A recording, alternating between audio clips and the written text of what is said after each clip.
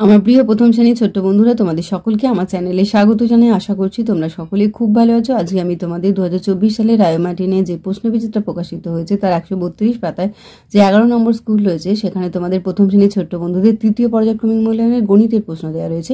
আমি আজকে উত্তরগুলো তোমাদের দেখিয়ে দেবো। ইতিমধ্যে যারা চ্যানেলটিকে সাবস্ক্রাইব করে নিয়েছো তাদের সকলকে অসংখ্য ধন্যবাদ জানাই। আর যারা নতুন দেখছো তারাও চ্যানেলটিকে সাবস্ক্রাইব করে নিয়ে সাথে থেকো। চলো তাহলে শুরু করছি। একের দাগে দেখো ঠিক মতো সংখ্যা বসাও। দেখো 4, 10, 5, 45, 4 নেমে গেল দশকের ঘরে, 5 চলে এলো এককের ঘরে। ক্ষয়টা দেখো 3, 10, 37, তাহলে দশকের ঘরে 3 হলো আর এককের ঘরে 7 হলো। গয়েরটা দেখো 5, 10, 3, 53, তাহলে দশকের ঘরে 5 হলো আর এককের ঘরে 3 হলো।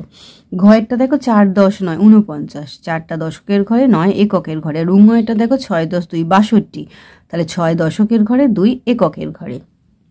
2 এর দাগে দেখো যোগ করে দেখাও।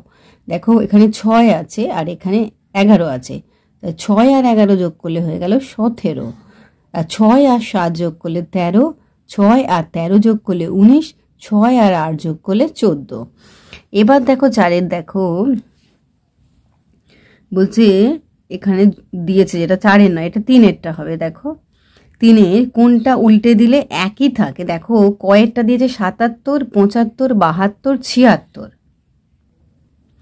এর মধ্যে 77কে উল্টে দিলে একই রকম থাকবে। ক্ষয়টা দেখো 25, 29, 22, 27, 22কে উল্টে দিলে একই রকম থাকবে। গয়ের 45, 44, 41, 47, 44কে উল্টে দিলে একই রকম থাকবে। ঘয়ের 37, 55, 83, 74, 55কে উল্টে দিলে একই রকম থাকবে।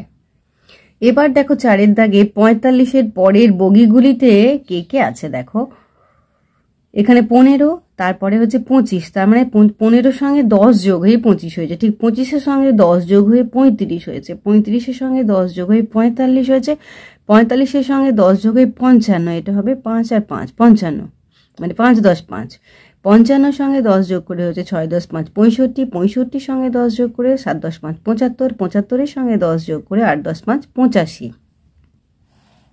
এইবার আমরা চলে যাব 5-এর দাগে। নিচের প্রশ্নগুলির উত্তর দাও। কয়টা দেখো বাবা জাল ফেলে 9টা মাছ ধরলেন, 9 লিখবে।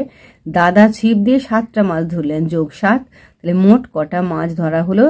এখানে যোগ করে কত হয়ে যাচ্ছে দেখো। দেখো 9-এর সাথে যোগ করে হয়ে যাচ্ছে 16, তাহলে মোট 16টা মাছ ধরা হলো। কয়টা দেখো তোমাদের বাগানে 9টা কলা গাছ ছিল, 9 লিখলে ঝড়ে 5টা ভেঙে গেল 5, এখন কটা গাছ দাঁড়িয়েছে তাহলে বিয়োগ করতে হবে। তাহলে বিয়োগ করে 5 কত দিতে, 9, 4 দিতে, তাহলে কটা গাছ দাঁড়িয়ে আছে এখন। এখানে উত্তর লিখবে 4। এখানে লিখবে যে এখন 4টে গাছ দাঁড়িয়ে রইল।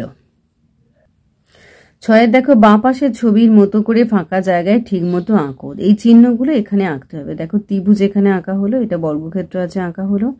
এখানে ত্রিভুজটা রয়েছে, বর্গক্ষেত্রটা নেই আঁকা হলো। বৃত্তটা ওইখানে আঁকা হলো। তীর চিহ্ন দেখো এই যেমন রয়েছে তীর চিহ্নটা করে দিলে, এখানে ওই তীর চিহ্ন করে দিলে, চিহ্নটা যেমন আছে লেস দ্যান গ্রেটার দ্যানের চিহ্ন ওটা করে দিলে। 7-এর দেখো উল্টে দিলে কত হয়, বাড়ে না কমে। দেখো এটা 6, 10, 7 আছে 67, এটাকে উল্টে দিলে হবে 76, তাহলে এটা বেড়ে গেল।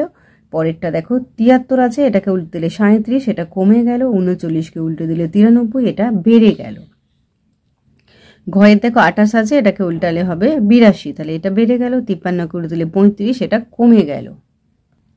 8-এর দেখো নিচের প্রশ্নগুলির উত্তর দাও। কয়েকটা 550 পয়সা মানে কত টাকা কত পয়সা। দেখো এটা হবে 5 টাকা 50 পয়সা, মানে আমরা জানি 1 টাকা সমান 100 পয়সা, তাহলে 5 টাকা সমান 500 পয়সা, তার সঙ্গে 50, তাহলে 5 টাকা 50 পয়সা।